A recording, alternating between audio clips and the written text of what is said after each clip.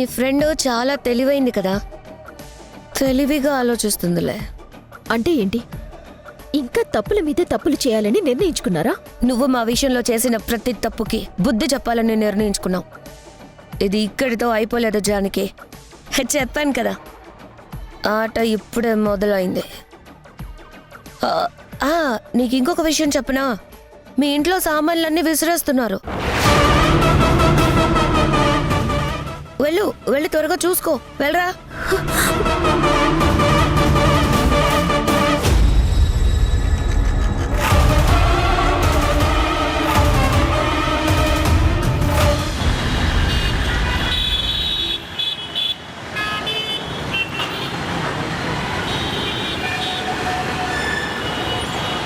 ఆపండి బాబు, సామాన్లు బయటపడేయద్దు. బాబు బాబు నా మాట వినండి. బాబు బాబు బాబు నా మాట వినండి బాబు. బాబు బాబు ఆపండి బాబు. బాబు నా మాట వినండి బాబు. బాబు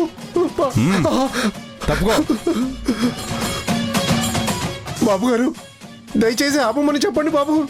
మా మీద పగ పెంచుకోవద్దు. ఇన్నాళ్ళు మీ దయ మీదే బ్రతికాం. మా మీద ఎందుకు బాబు అంత కోపం? మా పరువు తీయకండి, మీ కాళ్ళు పట్టుకుంటాను. ఏంటి దీక్షితులు గారు, మీరు సాక్షాత్తు దైవ స్వరూపులు, మీరు నా కాళ్ళు పట్టుకోవడం ఏంటి? తప్పు కదా బాబు.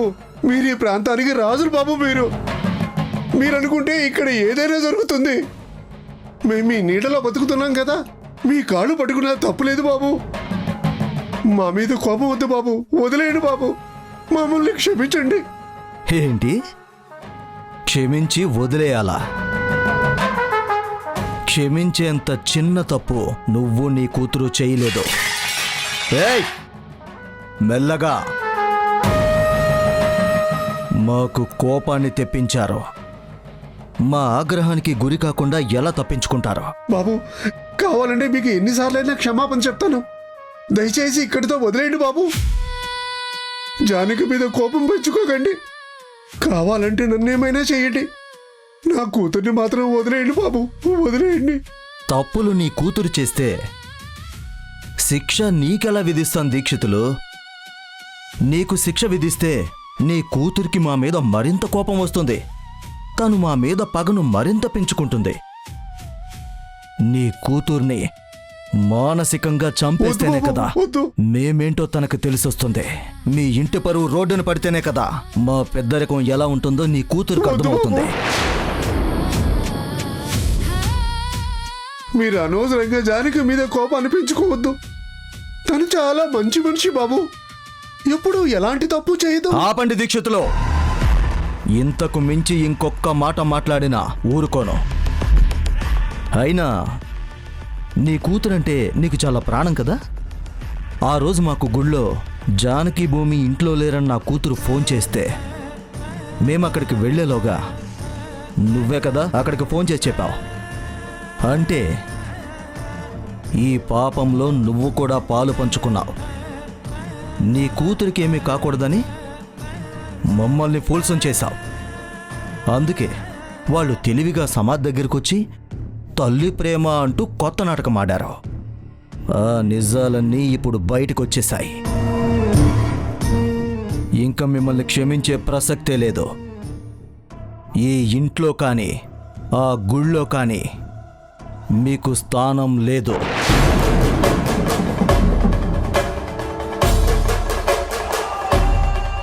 ఇంట్లో నుంచి వెళ్ళిపోమంటే ఏ చెట్టు కిందన ఉంటాం, కానీ గుడి నుంచి మాత్రం దూరం చేయొద్దు బాబు. రాముని చూడకుండా నేను ఉండలేను. ఈ చేతులతో నా దేవుడికి పూజ చేయకుండా నేను బతకలేను బాబు. దయచేసి గుడిని మాత్రం నాకు దూరం చేయకండి బాబు. ఇష్టమైంది దూరమైతే ఎంత కష్టంగా ఉంటుందో నీకు తెలియాలి. నువ్వు కుళ్ళి కుళ్ళి ఏడుస్తూ ఉంటే ఎంత నరకంగా ఉంటుందో నీ కూతురికి తెలియాలి.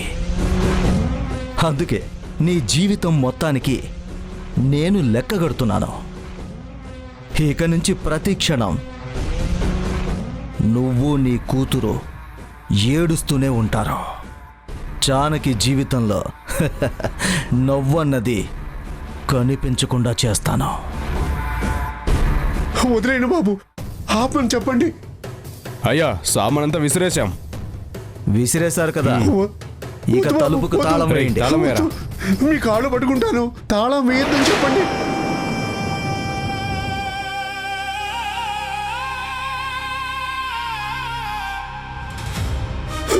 ఇదిగోండి అయ్యా. బాబు ఇక మీ బతుకు ఈ ఊరు బస్ స్టాండ్. బాబు అలా అనొద్దు బాబు. జానకి, నేను ఇప్పుడే వస్తాను, నువ్వు ఇంటికి వెళ్ళు. రీ, ఎక్కడికి రా? పావురానికి పంజరానికి పెళ్లి చేసే పాడు లోకం.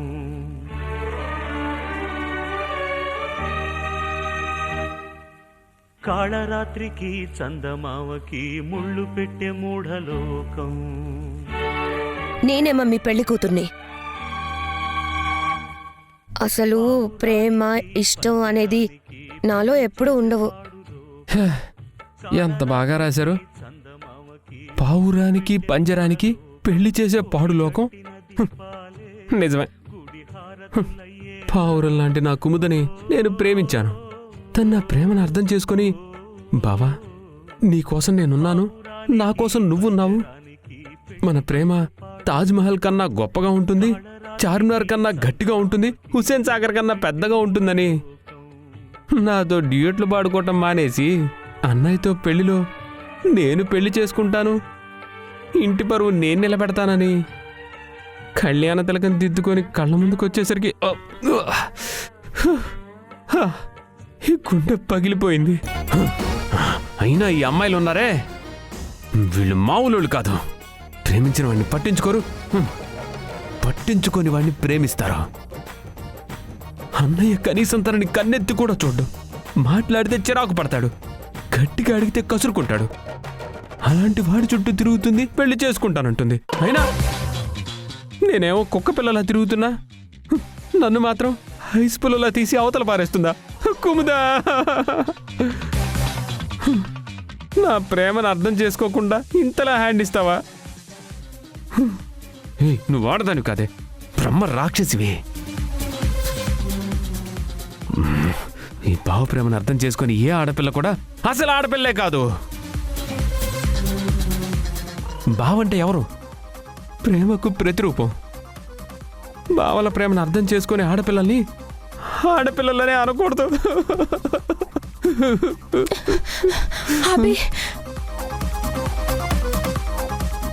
అరే బుజ్జి, అందరూ నన్ను వదిలేసినా నువ్వు మాత్రం ఒంటికి అంటుకున్న గజ్జిలాగా నా కోసం వచ్చావు చూడు. ఇప్పుడు నువ్వు నాకు నచ్చావు. నిజమైన ఫ్రెండ్ అంటే నువ్వేరా. స్నేహం గురించి ఒక ఇంగ్లీష్ కవి ఏమన్నాడు తెలుసా? ఇప్పుడు నేను నీ దగ్గర పిచ్చి మాటలు వినడానికి రాలేదు, అసలు ఏం జరుగుతుందో చెప్పడానికి వచ్చాను. రే బుజ్జి, ఇవి పిచ్చి మాటలు కాదురా. ప్రేమలో ఫెయిల్ అయిన వాడు, ఆ ప్రేమలో మునిగిపోతున్న వాడికి ఒక బాధ ఉంటుంది, దాని వెనక ఓ భయంకరమైన వేదన ఉంటుందిరా. అది చెప్పుకోకపోతే గుండె బరువెక్కిపోతుందిరా, మన ఊరి కొండలాగా పెద్దదైపోతుంది. నేను చెప్పడానికి వచ్చింది వేరు, నువ్వు నాకు చెప్తుంది వేరు. అదేంట్రా, నేను ఇంత బాధలో ఉంటే ఓదార్చి ఓ కూల్ డ్రింక్ తాపిస్తావు అనుకుంటే నువ్వేంటి అలా కసురుకుంటున్నావు? జానకి మీద కోపాన్ని పెంచుకున్న మీ వాళ్ళు ఏం చేశారో తెలుసా? వాళ్ళని ఇంట్లోంచి వెళ్ళగొట్టారు. వాళ్ళ పరిస్థితి దారుణంగా ఉంది. వాళ్ళని నువ్వే కాపాడాలి. ఇది చెప్తామని వస్తే నువ్వేంటి నాకేదేదో చెప్తున్నావు? ఏంట్రా నువ్వు అనేది? జానకి మీద కోపాన్ని పెంచుకోవడం ఏంటి? వద్దని మా ఇంట్లో వాళ్ళకి చెప్పాను కదా. మీ ఇంట్లో నువ్వు చెప్పింది ఎవరూ వినిపించుకోలేదు. నువ్వు వెంటనే రాకపోతే వాళ్ళకి ఇల్లు కూడా ఉండదు. నో, అలా జరిగే ప్రసక్తే లేదు. నేను చూసుకుంటాను, వెళ్దాం పద.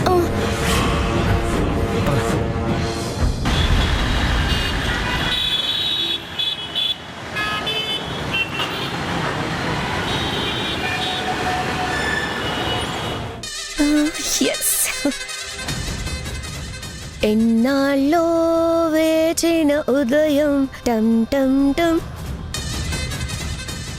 అమ్మయ్యా, ఇన్నాళ్ళకు వచ్చినట్టుగా చివరికి జానకి మీద మేము గెలిచేశాం. ఇక బావని నా వైపుకు తిప్పుకున్నాను అంటే నా ప్లాన్ గ్రాండ్ సక్సెస్. బావా వచ్చేస్తున్నా.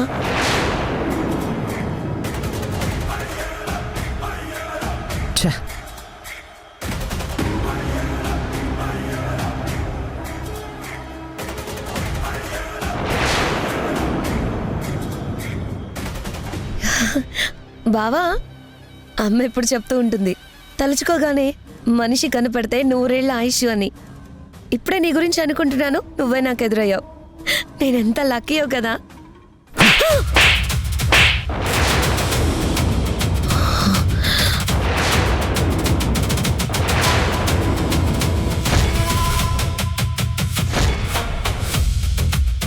అదేంటి బావా, ఏమైంది? నన్నెందుకు కొట్టావు? నిన్నెందుకు కొట్టాను ఇంకా నీకు అర్థం కాలేదా? నన్నెందుకు కొట్టావు అని నేను అడిగితే తిరిగి నన్ను అడుగుతావేంటి? భూమి పెళ్ళెందుకు ఆగిపోయింది?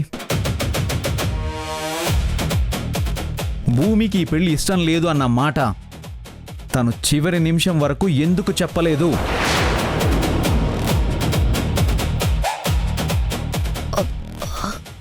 అందరికీ తెలిసిందే కదా బావా, ఇదంతా ఆ జానికి ఆడిన నాటకం. తనే ఇదంతా చేసింది. మన ఇంటి పరువు తీయాలని, నలుగురిలోనే నవ్వులు పాలు చేయాలని భూమితో ఆ మాటలు చెప్పనివ్వకుండా ఆపింది. కళ్యాణ మండపంలో చెప్పిస్తే ఖచ్చితంగా మన పరువు పోతుందని తను ప్లాన్ చేసింది.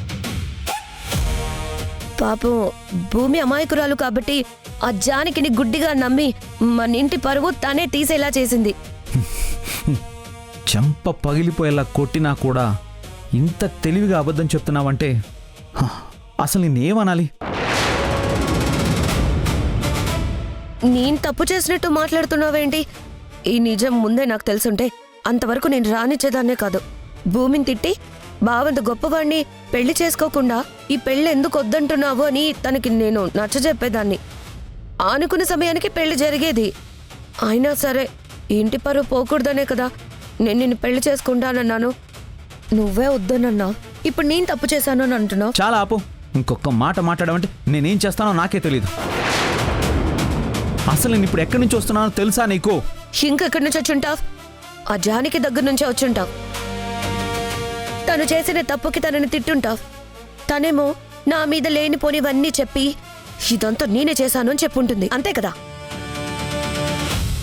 ఒకవేళ నేను చేశాను అంటే తన దగ్గర సాక్ష్యం ఏమైనా ఉందా? చూపించిందా?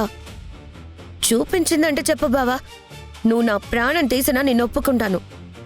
నేను జానకి దగ్గరికి వెళ్ళలేదు, భూమి దగ్గరికి వెళ్ళాను.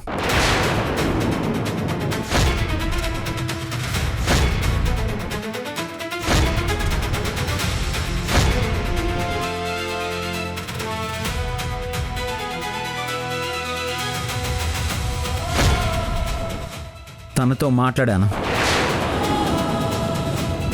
నువ్వు చెప్పిన ప్రతి మాట భూమి నాతో చెప్పింది.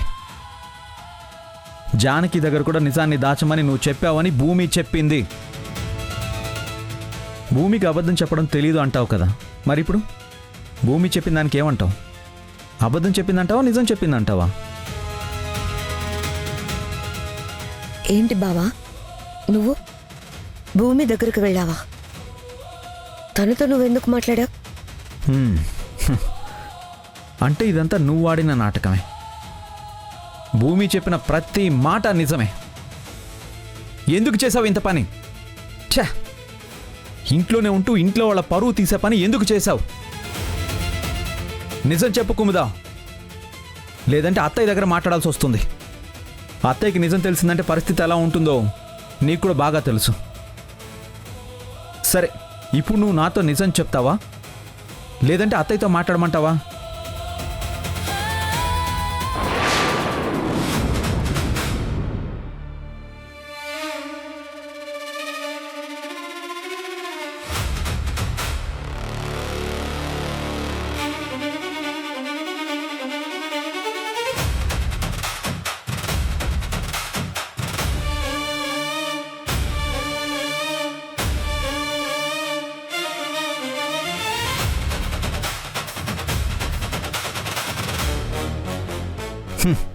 నా కాళ్ళు పట్టుకున్నావంటే తప్పు చేశావని ఒప్పుకున్నట్టే కదా.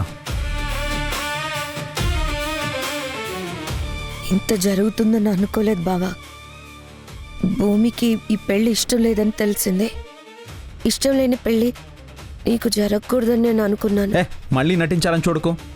నువ్వు నిజంగా అలాగే అనుకుంటే ఆ రోజు అందరికీ చెప్పేదానివి కదా, మరెందుకు చెప్పలేదు? భూమితో ఈ నిజం దాచమని ఎందుకు చెప్పావు? అదేంటి బావా అలా అంటావు? అమ్మమ్మ 1కి 10 సార్లు నేను నా కూతురికి ఇచ్చిన మాట నిలబెట్టుకోవాలి అని ఇంట్లో చెప్తోంది. మా అమ్మేమో ఈ పెళ్లి జరిగి తీరాల్సిందే అని అంటుంది. ఎవ్వరూ ఆపలేరు అని చెప్తుంది. అంత ఆవేశంలో ఉన్న వాళ్ళకి భూమికి పెళ్లి ఇష్టం లేదని చెప్తే ఊరుకుంటారా? అందుకే టైం చూసి చెప్దామని అనుకున్నాను, కానీ కుదరలేదు. ఏం చేయాలో తెలియక భూమిని మండపానికి రాకుండా దాచాను. కానీ ఆ జానకి ఏ, ఆపుతావా?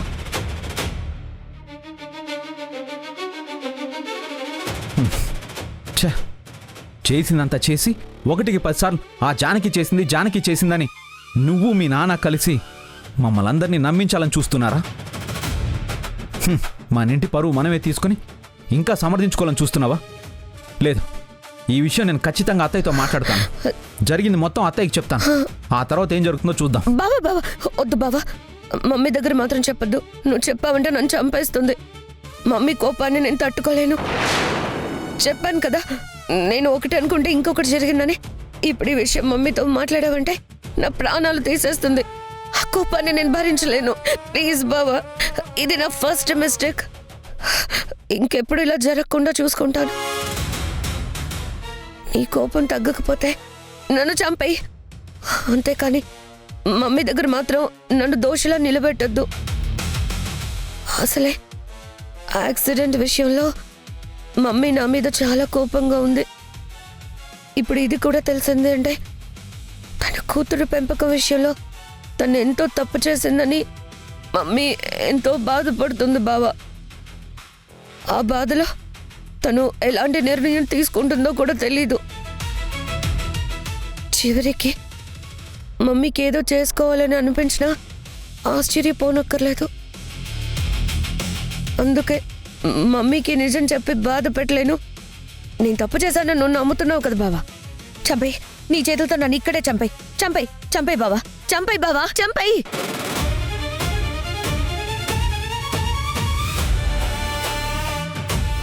భూమి బాధపడకూడదని అనుకున్నాను బావా. దానికి ఇష్టం లేని పెళ్లి నువ్వు చేసుకోకూడదని అనుకున్నాను. నిన్ను కూడా బాధ పెట్టకూడదని అనుకున్నాను. ఇప్పుడు మమ్మీని కూడా బాధ పెట్టిన కూతురుగా నేను ఉండలేను బావా. అందుకే ఈ ఒక్క తప్పుగా మన్నించి నువ్వు ఈ నిజాన్ని దాచు. లేదంటే నా ప్రాణం తీసేయి బావా, తీసేయి, చంపై చంపై బావా, చంపై.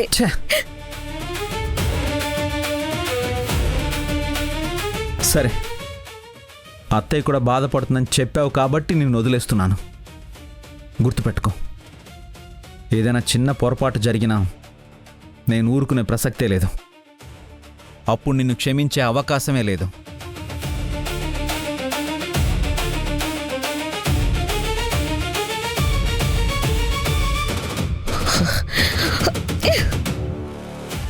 ఎంత పనిచేసావు భూమి. ఎవరికైతే నిజం తెలియకూడదు అనుకున్నానో అలాంటి బావకే నిజం చెప్పావు. నువ్వు ఆ ఇంటికి వెళ్ళిపోయావు కాబట్టి సరిపోయింది. అదే ఇక్కడుండుంటే నీ ప్రాణాలు గాల్లో కలిసిపోయావి.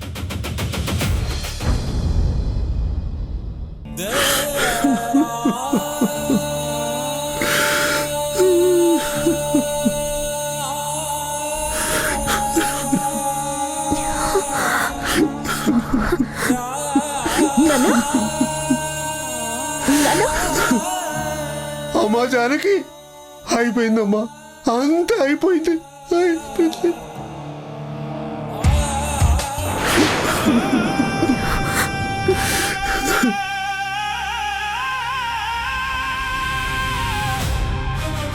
జానకి, అమ్మా జానకి, ఆగమ్మా. ఏంటమ్మా, ఏం చేస్తున్నావు? ఈ తాళాన్ని పగలగొడతాను. అయినా మన ఇంటి నుంచి మనల్ని గెంటేయటానికి వాళ్ళెవరు? వాళ్ళకెవరిచ్చారు అధికారం? ఎవరిచ్చారంటావేంటమ్మా? ఈ ఊరే వాళ్ళది, ఈ ఇల్లు, ఆ గుడి కూడా వాళ్ళదే. ఇన్నాళ్ళు ఆ గుడిలో దైవాన్ని మనం కొలుచుకుంటున్నాం కాబట్టి ఈ నీడ మనకిచ్చారు. వాళ్ళ కోపం వచ్చి వాళ్ళ ఆస్తి వాళ్ళు తీసుకున్నారు. మన బ్రతుకు రోడ్డు మీదకి తీసుకొచ్చారు. ఇప్పుడు వాళ్ళని ఎదిరిస్తే ఇంకెలాంటి పరిస్థితి వస్తుందో. వాళ్ళ నిర్ణయానికి ఎదురు వెళ్ళాలని నువ్వెందుకు అనుకుంటున్నావు? ఎందుకమ్మా ఇంత పంతం నీకు? ఇందులో పంతమే ఉంది నాన్న. మన తప్పు లేకుండానే మనం తప్పు చేశామని మన మీద నిందలు వేస్తున్నారు.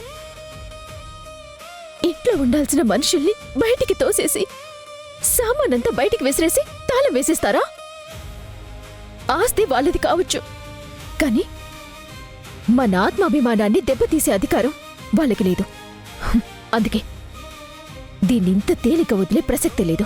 అమ్మా అమ్మా అమ్మా జానకి, నీకు దండం పెడతానమ్మా. నువ్వు నా కూతురువైనా నీ కాళ్ళు పట్టుకుంటాను. నువ్వు ఇంకేం మాట్లాడొద్దమ్మా. నేనేదైతే భయపడ్డానో, ఏదైతే జరగకూడదని అనుకున్నానో అదే జరిగిపోయింది. ఆ రోజు నువ్వు నా మాటల్ని వినిపించుకోలేదు. నిజం వైపు నిలబడితే ఆ నిజం మన వైపు గొడుగులా నిలబడుతుందని చెప్పావు. కానీ ఇప్పుడు ఏం జరిగింది చూసావా? నిజానికి ప్రతిఫలం ఎలా ఉంటుందో ఇప్పటికైనా నీకు అర్థమైందా? తరతరాలుగా మన కుటుంబం ఆ దైవాన్ని కొలుచుకుంటుంది. ఆ దైవం నీడలోనే బ్రతుకుతున్నాం. ఇప్పుడు ఆ గుడిలో కూడా అడుగు పెట్టలేని పరిస్థితి వచ్చింది.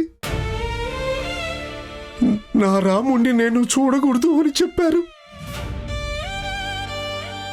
ఇల్లు లేకపోతే ఏ చెట్టు కిందనైనా ఉంటాము, లేదా ఊళ్ళో మన ఇల్లు ఉంది కదా అక్కడికైనా వెళ్తాం. కానీ నా రాముణ్ణి చూడకుండా నేను ఎలా ఉండాలి, ఎలా బ్రతకాలి?